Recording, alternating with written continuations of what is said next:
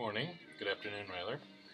I told you a couple days ago about my drawing monograms on paper, reams of monograms, and here's an example of page after page, of page after page of one particular monogram that the client, in their wisdom, or perhaps lack of wisdom, I don't know, the customer's always right, but they chose the one that I was not as fond of as the one that they chose. And I did what they wanted me to do, and they were very happy with it. But I kept on thinking of the idea that I wanted to do, and it sticks in my brain for the longest time. And there's two ways to deal with it. You either do this, and I'll show you what that is in 1 second. Just a moment, please. We have to prepare ourselves.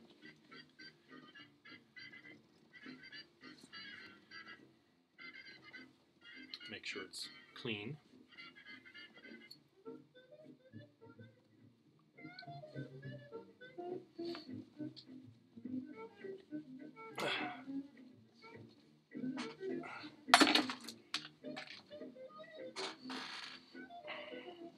There we go.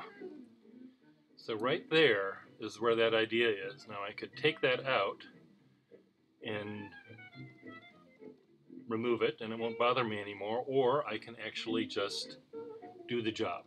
So most of the time that's what I do. So let's look at what I did, shall we?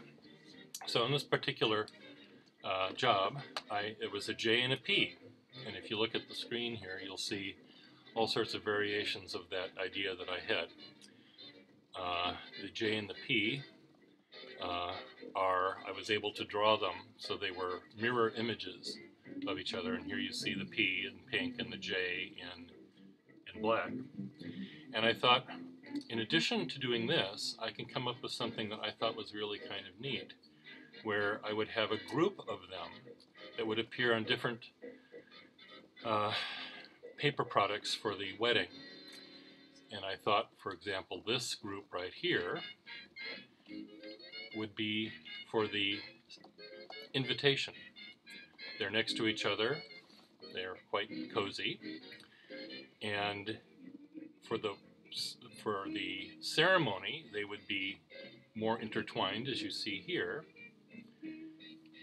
And then after they're happily married forever and ever, amen, you have this sort of infinity sign created by the J and the P.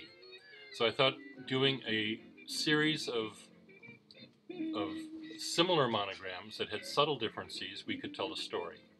The story of them, again, you see it here at the top, a different version, the J and P side by side, cozy, but not as cozy as they could be.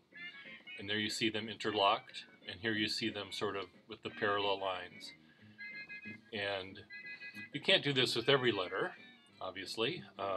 There's not really a way you can make an O look like an L. But with certain letters, J's and P's, we're lucky. So if your name happens to be J and you're marrying someone whose name starts with P, here's a great idea for you. And as you see other versions of it, this one sort of looks like two fish hooks. This one, the J and the P, sort of morph into each other. So anyway, the little home surgery I do not recommend for anyone. You have to make sure you use only the sharpest butter knife, and you should have